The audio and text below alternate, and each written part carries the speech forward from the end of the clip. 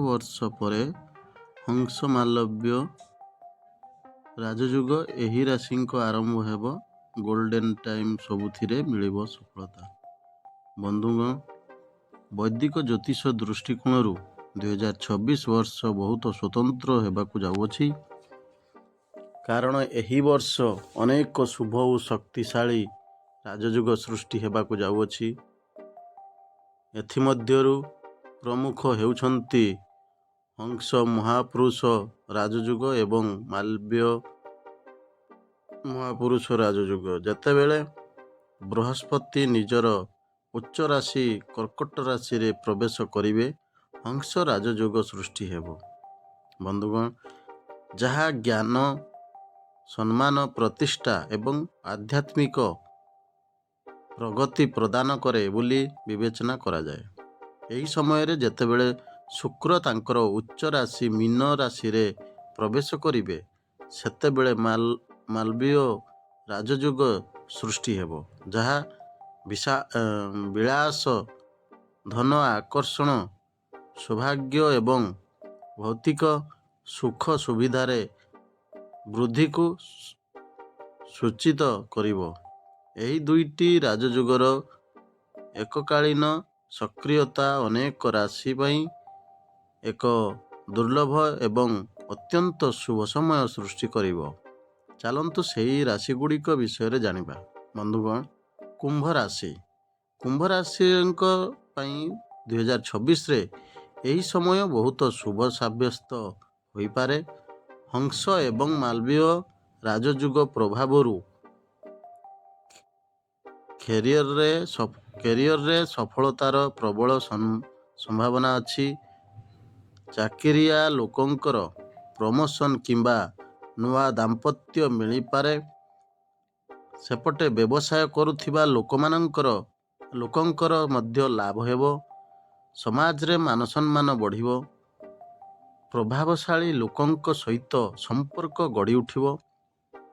ଆର୍ଥିକ ସ୍ଥିତି ପୂର୍ବ ଅପେକ୍ଷା ଭଲ ରହିବ ଏବଂ ଅଟକି ରହିଥିବା କାମ ପୂରା ହେବ।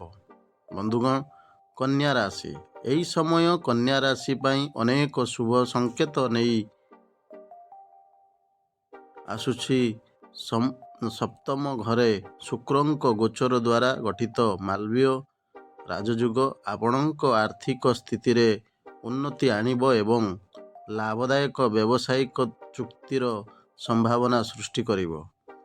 ଏହି ସମୟ ଭାଗୀଦାରୀ ଆରମ୍ଭ କରୁଥିବା ଲୋକଙ୍କ ପାଇଁ ଅତ୍ୟନ୍ତ ଅନୁକୂଳ ହେବ। ଏହା ବ୍ୟତୀତ ଏକାଦଶ ଘରେ ବୃହସ୍ପତିଙ୍କ ଗୋଚର ଆପଣଙ୍କ ଆୟରେ ଏକ ଗୁରୁତ୍ୱପୂର୍ଣ୍ଣ ବୃଦ୍ଧିର ସମ୍ଭାବନା ସୃଷ୍ଟି କରେ।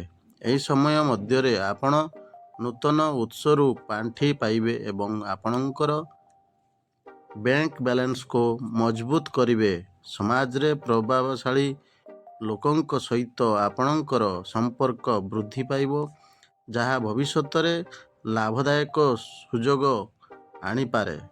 ସେୟାର ବଜାର, ଅନୁମାନ କିମ୍ବା ଲଟେରୀ ଭଳି କ୍ଷେତ୍ରରେ ଅପ୍ରତ୍ୟାଶିତ ଲାଭର ମଧ୍ୟ ସୂଚନା ରହିଛି, ଯଦିଓ ସତର୍କତାର ସହିତ ଆଗକୁ ବଢ଼ିବା ଉଚିତ। ସେପଟେ ଶିକ୍ଷା, ପ୍ରତିଯୋଗିତାମୂଳକ ପରୀକ୍ଷା ଏବଂ କ୍ୟାରିୟର ସହିତ ଜଡ଼ିତ ମାମଲାରେ ସଫଳତା ମିଳିବ। ବନ୍ଧୁଗଣ, ମକର ରାଶି। 2026 ମସିହାରେ ସୃଷ୍ଟି ହେଉଥିବା ହଂସ ଏବଂ ମାଲବ୍ୟ ରାଜଯୁଗ ମକର ରାଶି ପାଇଁ ଅତ୍ୟନ୍ତ ଶୁଭ ସାବ୍ୟସ୍ତ ହୋଇପାରେ।